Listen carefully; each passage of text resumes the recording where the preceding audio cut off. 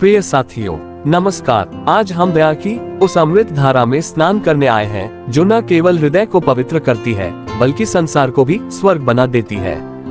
दया वह अदृश्य शक्ति है जो बिना कोई आवाज किए टूटे हुए दिलों को जोड़ती है, खोए हुए विश्वास को पुनः जीवित करती है। ये दया केवल एक शब्द नहीं अपितु मानवीय आत्मा की वह मधुर वीणा है जिसकी एक एक सरगम टूटे मन को जोड़ देती है। जैसे अंधेरे को चीरकर निकलती सूरज की पहली किरणें आशा की नई सुबह का संदेश देती हैं, वैसे ही दया की एक किरण जीवन के कोमलतम कोनों में उजाला भर देती है और चुपचाप क्रूरता और उदासी को हराती है। दया क्या है? शास्त्र हमें बताता है कि दया वह आत्मिक शक्ति है जो निस्वार्थ भाव से पुष्पित होती है। शास्त्रों में कहा गया है, करुणा परमो धर्म, अर्थात दया और करुणा सर्वोच्च धर्म है। आज मैं आपको दो ऐसी कहानियां सुनाऊंगा जिनमें दया का अद्भुत चमत्कार छुपा है।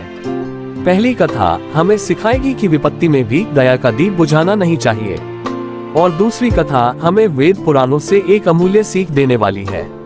पहली कहानी, किसान और तपस्वी। किसी दूर गांव में एक साधारण किसान अपने छोटे से परिवार के साथ जीवन काट रहा था। उस समय भयंकर अकाल पड़ा था, खेत सूख चुके थे, अन्न का एक एक दाना अमूल्य हो गया था। एक दिन उसने रास्ते में एक थके हारे तपस्वी को देखा। साधु के हाथ में खाली कटोरा था और आंखों में करुण याचना। उस किसान ने ऋषि को घर बुलाया और अपनी घर पे बची हुई अंतिम कुछ रोटियां उस साधु को आदर पूर्वक समर्पित कर दी।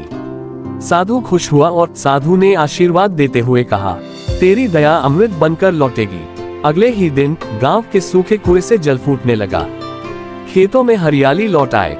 गांव वालों ने किसान को धन्यवाद दिया, पर किसान मुस्कुराते हुए बस यही कहता रहा, जो मेरा था ही नहीं वह देने में कैसा संकोच। इस कथा ने हमें सिखाया कि विपत्ति की घड़ी में भी दया का छोटा सा बीज अमृत बन जाता है। उस गरीब किसान ने अपने बच्चों के लिए भी कुछ न छोड़ते हुए ऋषि का सत्कार किया और उसे वही वरदान मिला जो सोचा भी नहीं था। दया में ही सच्चा सुख है, जो देता है वही अनंत से जुड़ता है। दूसरी कहानी, राजा शिवी की कथा। राजा शिवी न्यायप्रिय और करुणामय शासक थे। एक दिन एक घायल कबूतर उनके महल में शरण मांगते हुए पहुंच जाता है और उसके पीछा करते हुए एक शिकारी बाज आता है। बाज कहता है, हे राजन, यह मेरा शिकार है, इसे लौटाए नहीं तो मैं भूखा मरूंगा। राजा धर्म संकट में पड़ गए, एक ओर दया तो दूसरी ओर न्याय। तब उन्होंने एक अनुपम समाधान निकाला। राजा ने कहा, मैं इस कबूतर का वजन के बराबर अपना मांस काटकर तुम्हें दूंगा, ताकि तुम्हारी भूख भी मिट जाए और इस प्राणी की जान भी बच जाए।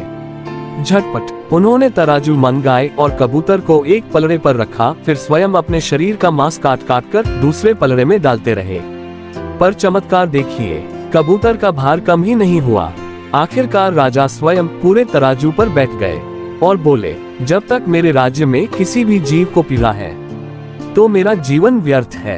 तभी अचानक आकाश से पुष्प वृष्टि हुई और आकाश से समस्त देवगण प्रकट हुए। ये सब तो उनकी परीक्षा थी। देवताओं ने राजा को अमर कीर्ति और आशीर्वाद प्रदान किया और राजा शिवी का नाम युगों तक दया और धर्म का प्रतीक बन गया। जहाँ दया आत्मा से प्रकट होती है वहाँ ईश्वर स्वयं प्रकट होते हैं। उपनिषद भी यही शिक्षा देते हैं, वसुधैव कुटुंबकम, मतलब पूरी पृथ्वी हमारा परिवार है। कबीरदास जी ने भी कहा है, जहाँ दया होगी वहाँ संसार महकेगा। दोस्तों, दया कोई बड़ा आयोजन नहीं है, यह एक छोटी मुस्कान, एक सहारा देने वाला हथेली और एक भरोसे भरी नजर भी हो सकती है। यह एक ऐसा शब्द है जो गिरते हुए को उठा सकता है, और यह एक ऐसा स्पर्श है जो टूटे हुए को जोड़ सकता है। जैसे ऋषि मुनियों ने कहा था, सर्वे भवन्तु सुखिनः, सर्वे सन्तु निरामया, सब सुखी हो, सब निरोगी हो। चलिए हम सब अपने भीतर उस दिव्य ज्वाला को जलाएं, जिससे दुनिया की ठंडक में कुछ गर्माहट लाए। जहाँ भी घृणा हो वहाँ प्रेम बांटे, जहाँ भी निराशा हो वहाँ आशा बने, जहाँ भी अंधकार हो वहाँ प्रकाश फैलाए। दयालु व्यक्ति वह है जो अंधेरे में भी रोशनी की तलाश करता है। अहिंसा परमो धर्म तो आपने सुना ही है। अहिंसा, दया और करुणा ये सर्वोच्च गुण है। सच्ची महानता तो दूसरों के दर्द को अपनाने और उसे हराने में है। हमें अपने छोटे छोटे कर्मों से बड़े परिवर्तन लाने की शिक्षा दी गई है। आइए हम सब मिलकर अपने अपने छोटे छोटे प्रयासों से दया की लहरें बनाएं।